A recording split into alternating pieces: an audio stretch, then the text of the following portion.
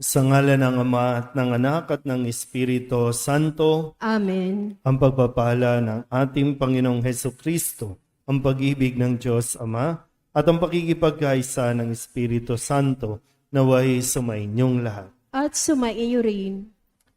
Mga kapatid, tinipon tayo bilang mga kaanib na angkan ng Diyos, kaya dumulog tayo sa maawaing Panginoong nagpapatawad ng lubos. Sinugong tagapagpagaling sa mga nagsisisi, Panginoon, kaawaan mo kami. Panginoon, kaawaan mo kami. Dumating na tagapaganyayang mga makasalanay magsisi, Kristo, kaawaan mo kami. Kristo, kaawaan mo kami. Nakaluklok ka sa kanan ng Diyos Ama para ipamagitan kami. Panginoon, kaawaan mo kami. Panginoon, kaawaan mo kami. Kaawaan tayo na makapangyarihang Diyos, patawarin tayo sa ating mga kasalanan at patnubayan tayo sa buhay na walang hanggan. Amen.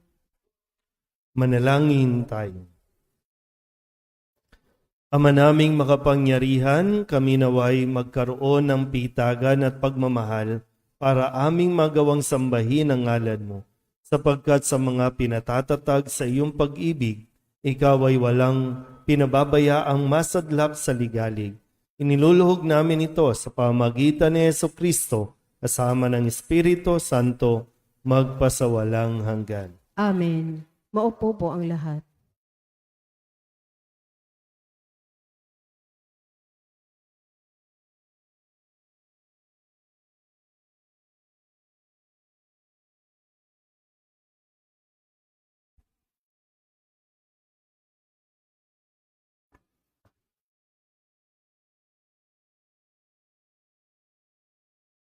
Pagbasa mula sa aklat ng Henesis. Noong mga araw na iyon, sinabi ng Panginoon kay Abram, "Lisanin mo ang iyong bayan, ang tahanan ng iyong ama at mga kamag-anak, at pumunta ka sa bayang ituturo ko sa iyo. Pararamihin ko ang iyong mga anak at apo, at gagawin kong isang malaking bansa. Pagpapalain kita at mapabantog ang iyong pangalan at magiging pagpapala sa marami. Ang sa iyo'y magpapala ay aking pagpalain. Ngunit kapag sinumpa ka, sila'y aking susumpain. Ang lahat ng mga bansa, pihong ako'y hihimukin na. Tulad ng ipinagpala, sila ay pagpalain din. Sumunod nga si Abram sa utos ng Panginoon. Nilisan niya ang Haran noong siya'y 75 taon. Isinama niya ang kanyang asawang si Sarai at si Lot na pamangkin niya. Dinala niya lahat ang kanyang mga alipin at kayamanan at nagtungo sa Kanaan. Nagtuloy siya sa isang banal na lugar, sa Siquim, sa puno ng roble ng More. Nooy naroon pa ang mga Kananeo. Napakita kay Abram ang Panginoon. Sinabi sa kanya, "Ito ang bayang ibibigay ko sa inyong lahi." At nagtayo si Abram ng dambana para sa Panginoon. Buhat doon, nagtuloy sila sa kaburulan sa silangan ng Betel at huminto sa pagitan nito at ng Hay. Nagtayo rin siya roon ng dambana at sumamba sa Panginoon. Mula noon, unti-unti silang nagpatuloy papunta sa gawing timog ng Kanaan. Humihimpil sila habang daan ayon sa hiningi ng pagkakataon. Ang salita ng Diyos. Salamat sa Diyos. Salmong tugunan. Mapalad ang ibinukod na bansang hinirang ng Diyos, tayo pong lahat. Mapalad ang ibinukod na bansang hinirang ng Diyos.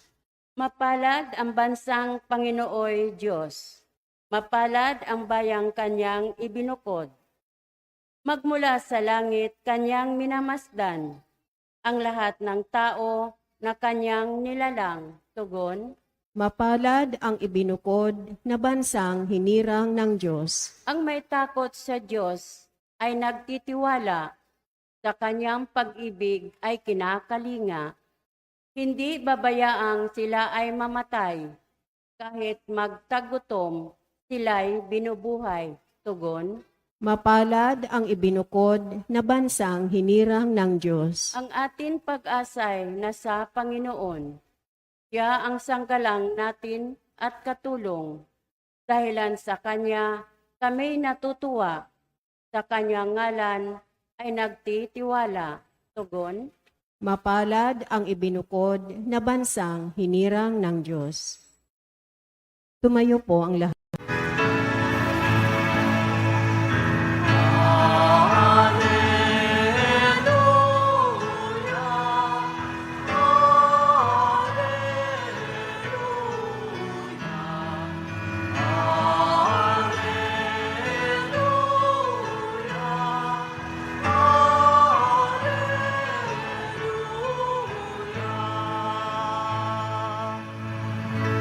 Sa daigdig ay laganap, liwanag na sumisikat, salitang buhay ng lahat.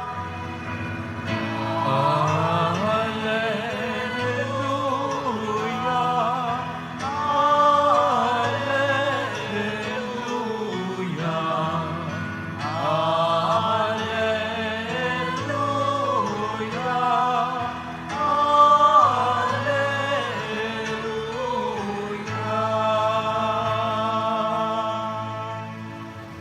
Sumainyo ang Panginoon. At sumaiyo rin. Ang mabuting balita ng Panginoon ayon kay San Mateo. Papuri sa iyo, Panginoon. Noong panahong iyon, sinabi ni Jesus sa kanyang mga alagad, "Huwag ninyong hatulan ang inyong kapwa, upang hindi kayo hatulan ng Diyos. Sapagkat hahatulan kayo ng Diyos ayon sa hatol na inihahatol ninyo sa iba. Ang panukat ninyo sa iba ay siya ring ipanunukat sa inyo. Bakit mo nakikita ang puwing sa mata ng iyong kapatid, ngunit hindi mo pinapansin ang puwing mong gatahilan sa iyong mata? Paano mong masasabi sa iyong kapatid, halika't aalisin ko ang puwing mo, gayong gatahilan ang nasa mata mo? Mapagpaimbabaw, alisin mo muna ang puwing nagahatilan at sa gayoy makakakita kang mabuti at maaalis mo ang puwing ng iyong kapatid." Ang mabuting balita ng Panginoon. Pinupuri ka namin, Panginoong Hesukristo. Maupo po ang lahat. Ngayon po ay Lunes para sa 12 linggo sa karaniwang panahon.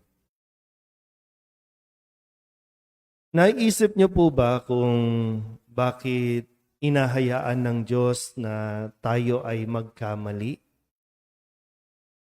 Inahayaan ng Diyos tayo ay magkasala, tayo ay madapa.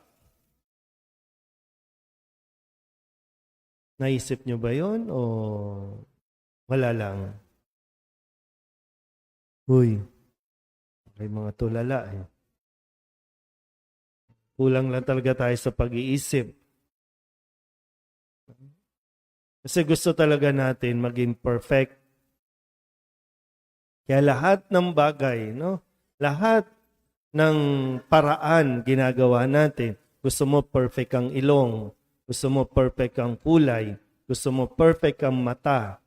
Kaya nga ngayon, no, sa teknolohiya, kapag alam nila na may diferensya ang bata, yung sanggol, no, fetus pa lang, alam mo na mayroon tong diferensya, kailangan i-abort na. Kasi ayaw natin ng imperfections. Gusto natin maging perfect. Perfect ang buhay, perfect na asawa, perfect na pamilya, pero hindi eh. hinahayaan ng Diyos na maranasin natin itong mga ito. Kahit ayaw natin ng imperfections, nagkakaroon tayo ng imperfections. Tingnan niyo mukha ng katabi ninyo. Perfect na ba? Kahit anong anggulo pa, kahit gaano pa kagaling, kahusay, ang doktor na rumitoke sa iyo, mayroon at mayroong bagay na nasa sa iyo na kahit kailan hindi magiging perpekto. At itatago mo yan, pipilitin mong itago o pagtakpan yan. Kahit nga ugali eh. Kahit mismong karanasan mo, kahinaan mo, gusto mong itago sa tao. Kasi nahihiya ka o natatakot ka. Kung kaya't ang nangyayari, bawat isa sa atin, hindi natin namamalayan, nagiging judgmental sa isa't isa. So, kung alam mo lang kung gaano ka ka-imperfect, kung alam mo lang at tanggap mo sa sarili mo na mayroong kang kahinaan, sa tingin ko, hindi mo makukuhang maghusga ng kapwa. Kasi alam mo yung pakiramdam. Kasi alam mo yung nararamdaman, alam mo yung nararanasan ng isang taong hinuhusgahan ayon sa kanyang kulay, sa kanyang lahi, sa kanyang sexual preference, ano pa ba? Alam mo yan eh. Minsan, no? Bakit ikaw, bakit sa pamilya mo nagkaroon ng miyembro ng LGBT? Bakit sa pamilya mo, bakit sa kakilala mo, sa angkan mo, nagkaroon ng addict, nagkaroon ng kriminal? Bakit nagkaroon? Para nang sa ganun, hindi natin huhusgahan at hahatulan ang iba na nagkakaroon ng ganong karanasan. Mas natututo tayong maging compassionate. Ay, yun yung problema. No? Kapag ang tingin mo sa sarili mo, perfect ka, wala. Napakadali sa'yo para manghusga. Ngayon nga lang, sa social media, di ba, no? Ang daming judgmental na hindi naman alam kung ano ang background, kung ano ang kwento, kung ano ang nangyayari. Sabihin nyo nga sa katabi ninyo, huwag kang judgmental. Ito, minsan, tatanggapin natin, hindi natin naiintindihan ang bawat isa.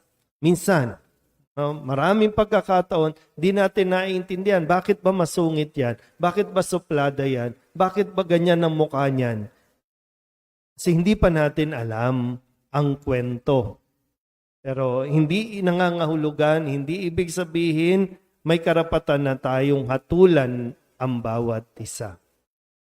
Kasi pag nabuntis ang babae, ang landi-landi kasi niyan. Hindi mo alam bakit siya nabuntis.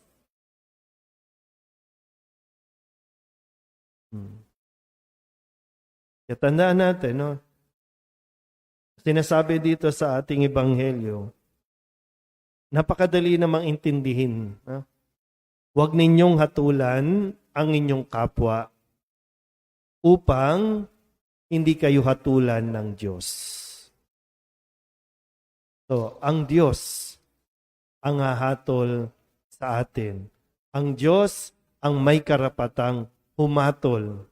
Kung hatulan man tayo, i-judge man tayo, hindi ibig sabihin dapat tayong gumante o manghusga rin.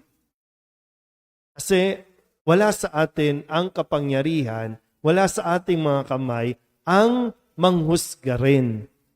Nasa Diyos yan. Kaya imbis na paghahatol, imbis na panghuhusga, pagpapala ang dapat nating ibinibigay. Kaya nga, sabi sa unang pagbasa sa aklat ng Henesis, na sa pagsisimula ng kwento ni Abraham, ang sabi ng Panginoon, Pagpapalain kita at mababantog ang iyong pangalan. Ang magpapala o ang sa iyo'y magpapala, aking ding pagpapalain. Ang sumumpa sa iyo, akin ding susumpain. Laging nasa Diyos ang paghatol. Hindi sabihin natin sa mga estudyante, magaling kayo sa ibang subjects, pero mayroon kayong kahinaan. So, bakit mo kailangan magmalaki o ipagmalaki yung mga bagay na wala ang iba, na kung tutusin, wala ka rin naman nung mga mayroon sila. Sana po, patuloy natin na pag-isipan din, Mag-isip-isip din naman tayo, ha?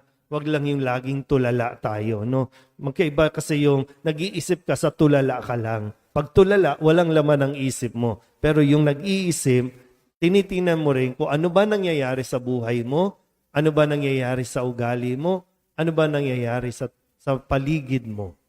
Para mas maging yung discerning tayo, na mga tao. Yung nagninilay. Matalino yung nagninilay. Matalino yung nag-iisip.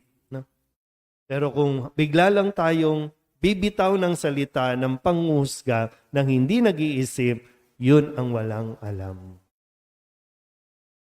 Pero tayo lang din naman ang makakasagot niyan. Tayo din ang makakaalam niyan sa sarili natin. Pero tandaan natin, ang Diyos ang huling hahatol sa atin. Kung paano natin natulan ang ating kapwa, ganun din tayo hahatulan ng Diyos. Amen?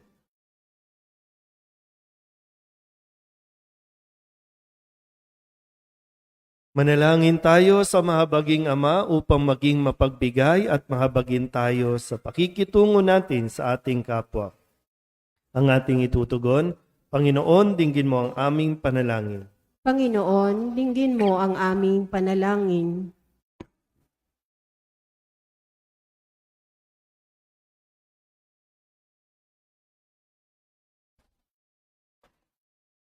Ang simbahan, naway laging isagawa ang kanyang paglilingkod sa mananampalataya sa pamamagitan ng pagpapagaling at pagpapatawad. Manalangin tayo sa Panginoon. Panginoon, dinggin mo ang aming panalangin. Ang mga opisyal ng gobyerno, naway magpakita ng pag-aasikaso at pagmamalasakit sa mga dukha at mga yagit ng lipunan. Manalangin tayo sa Panginoon. Panginoon, dinggin mo ang aming panalangin. Ang ating sariling pagkakamali, naway makita natin at maiwasan ang humusga sa pagkukulang ng iba. Manalangin tayo sa Panginoon. Panginoon, dinggin mo ang aming panalangin. Ang mga may sakit, mga nalulumbay, at mga may kapansanan, naway makatagpo ng lakas at kagalingan. Manalangin tayo sa Panginoon. Panginoon, dinggin mo ang aming panalangin. Ang ating mga mahal na kamag-anak at kaibigan, yumao naway tumanggap ng kapayapaan at walang hanggang kaligayahan. Manalangin tayo sa Panginoon. Panginoon, dinggin mo ang aming panalangin. Itulog din natin sa Panginoon ang ating mga personal na kahilingan at mga panalangin para sa ating mga pamilya, kasama ang mga kahilingan ng mga nanonood sa online.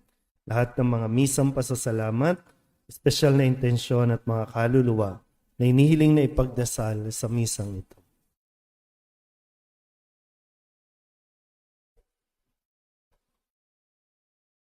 Ang lahat ng ito inihiling namin sa ngalan ni Kristo, ang aming Panginoon. Amen.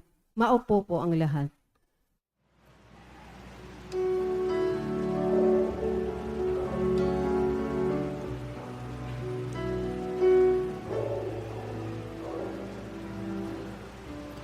Alay namin aming buhay, bawat galat at lumbay, bawat pangarap naming taglay sa palad mo ilalagay. Manalangin kayo mga kapatid upang paghahain natin ikalugdan ng Diyos amang makapangyarihan. Tanggapin nawa ng Panginoon itong paghahain sa iyong mga kamay, sa kapurihan niya at karangalan sa ating kapakinabangan at sa buong sambayanan niyang banal. Ama naming lumikha, tanggapin mo ang aming paghahain ng papuri sa iyong kabutihan sa amin. Sa dulot nawa nitong kadalisayan, kami naway makapag-alay ng iyong kinalulugdan sa pamamagitan ni Jesucristo kasama ng Espiritu Santo magpasawalang hanggan. Amen. Sumainyo ang Panginoon. At sumaiyo rin, Itaas sa Diyos ang inyong puso at diwa. itinaas na namin sa Panginoon. Pasalamatan natin ang Panginoong ating Diyos. Marapat na siya ay pasalamatan. Ama naming makapangyarihan, tunay ngang marapat na ikaw ay aming pasalamatan sa pamamagitan ni Jesucristo na aming Panginoon. Utang na loob ang nagbubunsod upang gunitain ang kamatayan niya para kami buhayin. Pagtitiwala ang sanhi ng ligayang di malilimot sa pagkabuhay niyang sa aming kaloob. Pag-asa ang dahilan ng pagiging handa para sa pagbabalik niyang totoong dakila. Kaya kaysa ng mga anghel ang sisiawin ng papuri sa iyo nang walang humpay sa kalangitan, kami nagbubunyi sa iyong kadakilaan.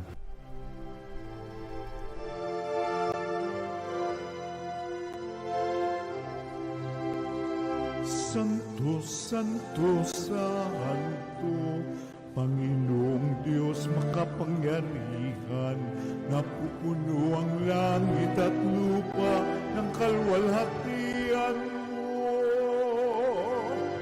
Hosana sa kaitaasan, pinagpalang na paririto sa ngalan ng Panginoon. Hosana sa kaitaasan.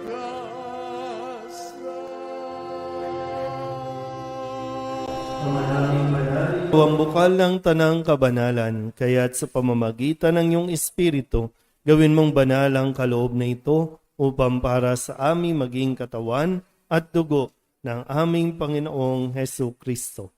Bago niya pinagtisang kusang loob na maging handog, inawakan niya ang tinapay, pinasalamatan kaniya, pinaghati-hati niya iyon, iniabot sa kanyang mga alagad at sinabi, "Tanggapin ninyong lahat ito at kanin, ito ang aking katawan na ihahandog para sa inyo."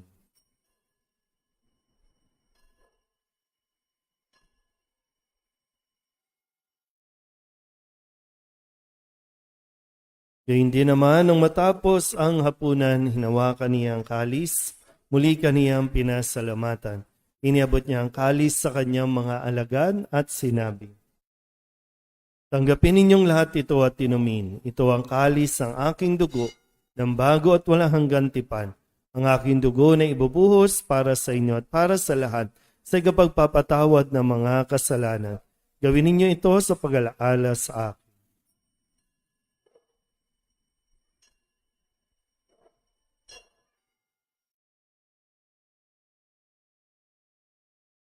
Ipagbunyi natin ang misteryo ng pananampalataya. Si Kristo'y namatay, si Kristo'y nabuhay, si Kristo'y babalik sa wakas ng panahon.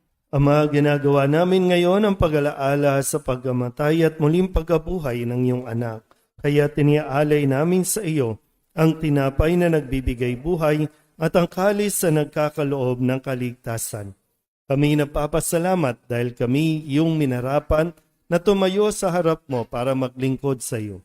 Isinasamo namin kami magsasalo-salo sa katawan at dugo ni Kristo ay mabuklod sa pagkakaisa sa pamamagitan ng Espiritu Santo. Amalingapin mo ang iyong simbahang laganap sa buong daigdig. Huspusin mo kami sa pag-ibig kay San Leon na aming Papa at ni Jose na aming Obispo at ng Tanang Kaparian. Alalahanin mo rin ang mga kapatid naming nahimlay na may pag-asang sila'y muling mabubuhay, gayon din ang lahat ng mga pumanaw. Kawaan mo sila at patuloyin sa iyong kaliwanagan. Kawaan mo at pagindapating kaming lahat na makasalo sa iyong buhay na walang wakas. Kaysa ng mahal na Birhen Maria na ina ng Diyos, ng kabiyak ng puso niyang sa San Jose, kaysa ng mga apostol at ng lahat ng mga banal na namuhay dito sa daigdig na kalugod-lugod sa iyo, may pagdiwang nawa namin ang pagpupuri sa ikararangal mo sa pamamagitan ng iyong anak na aming Panginoong Hesukristo. Sa pamamagitan ni Kristo, kasama niya at sa Kanya, ang lahat ng parangal at papuri ay sa iyo, Diyos Amang makapangyarihan, kasama ng Espiritu Santo, magpasawalang hanggan. Amen. Amen. Amen.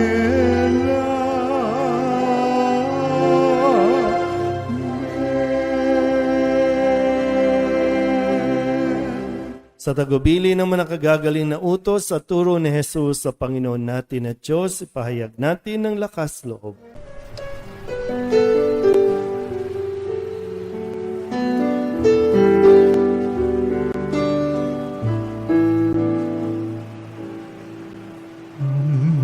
Namin sumasalang ka, sambahin ang ngalan mo, mapasamin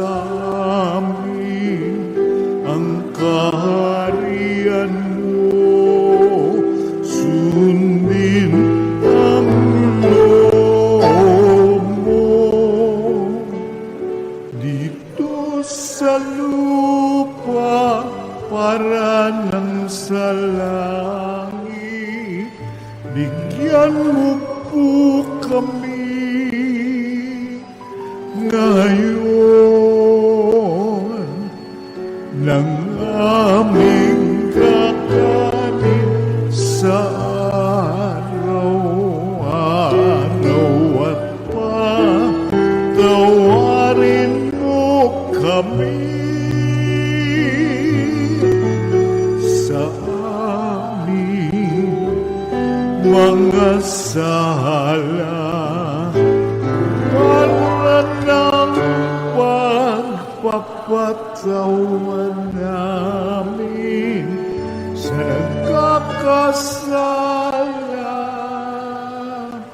sa amin, at huwag mo kaming ibang dulot sa tukso,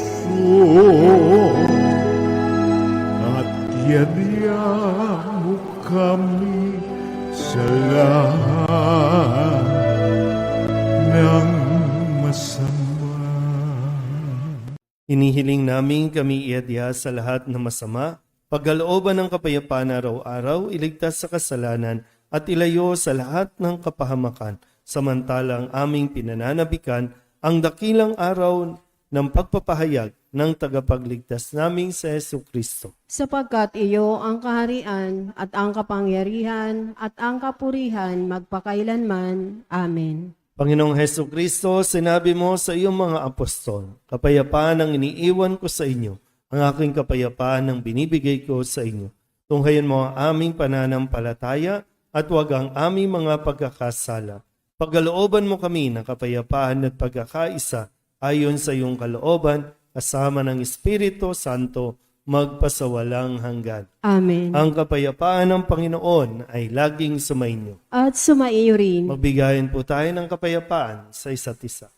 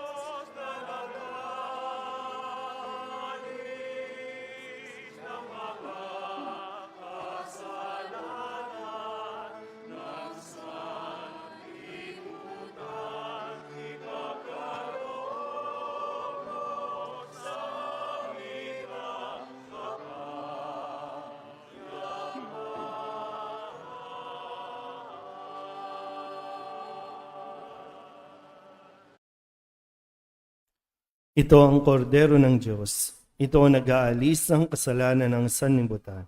Mapalad ang mga inaanyayahan sa kanyang piging. Panginoon, hindi ako karapat-dapat na magpatuloy sa iyo, ngunit sa isang salita mo lamang ay gagaling na ako.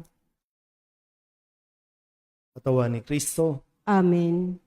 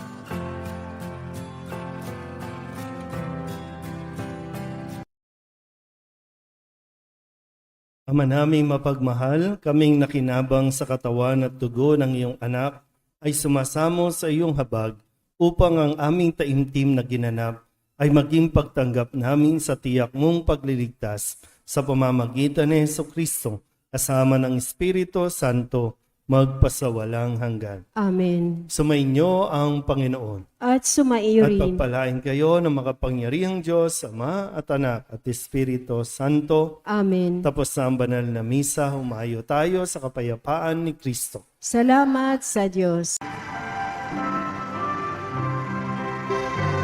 Nuestro Padre Jesus Nazareno, sinasamba ka namin. Pinipintungo ka namin, aral mo ang aming buhay at kaligtasan. Nuestro Padre Jesus Nazareno, iligtas mo kami sa kasalanan. Ang krus mong kinamatayan ay sagisag ng aming kaligtasan. Nuestro Padre Jesus Nazareno, dinarangal ka na amin. Nuestro Padre Jesus Nazareno, nilulwalhati ka namin. Nuestro Padre Jesus Nazareno, dinarangal ka na amin. Nuestro Padre Jesus Nazareno, nilulwalhati ka namin.